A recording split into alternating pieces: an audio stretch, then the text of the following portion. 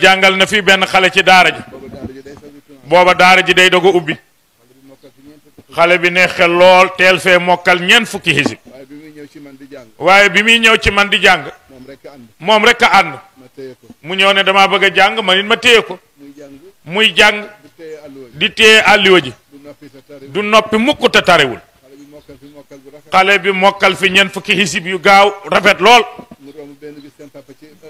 benn bis maam Abdou toog ci mbaaru kër gu mag foofu ci wetu teen bi xale bi traversé romb ko maam Abdou ne kaay mu ñëw bi mu ñëwee mu ne waaye yow foo dëkk doom mu wax ko ko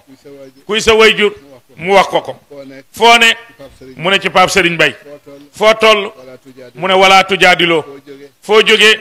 mu ne ci kaw bàqara di wàcc mokkal nga ko mu ne miin naa de maam Abdou natt muy tari muy laaj xale bi tari ba maam Abdou kontaan bég woo leen ma sëñ Babacar mu ñëw mu ne sëñ Babacar sa xale bi yéeme na fa tabaarakallahu fu mu dëkk sëriñ bi ne mu mel ni dañ koo mbég ndax gàgg na xamul fu xale bi dëkk xamul fu mu dëkk mu ne mën a def lu baax waaye tooñ nga maam Seydi Hadji Malick ndax kii nga téye boo demee fu ne bàyyi ma nga fa dugg di ko seet gisu ko léegi nag na toog fi mu ñëw xale bi fi la ko toogloo maam Abdou wut toppatoo oto la mu cay def ceeb dugub lu ne mu def ko ca jël enveloppe duy ca xaalis ba mu fees woo sunu bàyyi Alaaji du ndaw ne ko ànd la xale bi nga dellool ma ko ay way juram buñ demee sunu bëggee mu dellu si mottali àlliwaam bu ñu bëggul ñu téye seen doom ñoo ci gën a yey xale ba dem ñaari way juram téye ko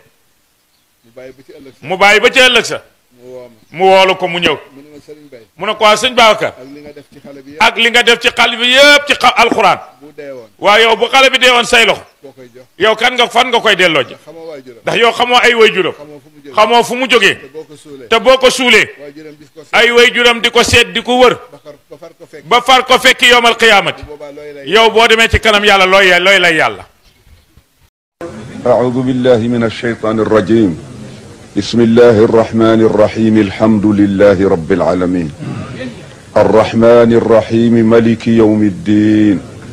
إياك نعبد وإياك نستعين اللهم إياك نعبد بعونك وقوتك وحولك وإياك نستعين اللهم إياك نعبد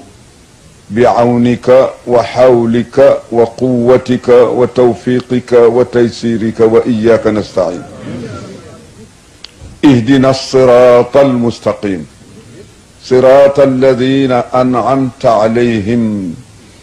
من النبيين والصديقين والشهداء والصالحين غير المغضوب عليهم ولا الضالين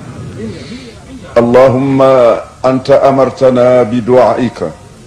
ووعدتنا بإجابتك في كتابك الكريم على لسان أحب وأقرب خلقك إليك سيدنا محمد صلى الله عليه وعلى آله وأصحابه وخلفائه وقلت وقولك الحق ادعوني أستجب لكم وقلت له إذا سألك عبادي عني فإني قريب أجيب دعوة الداعي ولهذا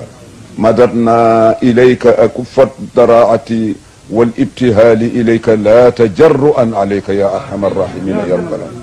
ونسألك اللهم بحق هذا القول وبحق من أنزلته عليه أن تحفنا بلطفك وتغمرنا بسوابغ فضلك وكرمك حالا ومآلا أبدا سرمدا وأن تكون لنا وليا وناصرا ومعينا في جميع أحوال الرخاء والشدة وأن تتحفنا بكمال العافية ودوام العافية وعز العافية والاستتار من جميع نواحينا بالعافية إنك ولي ذلك والقادر عليه اللهم إنا نسألك العفو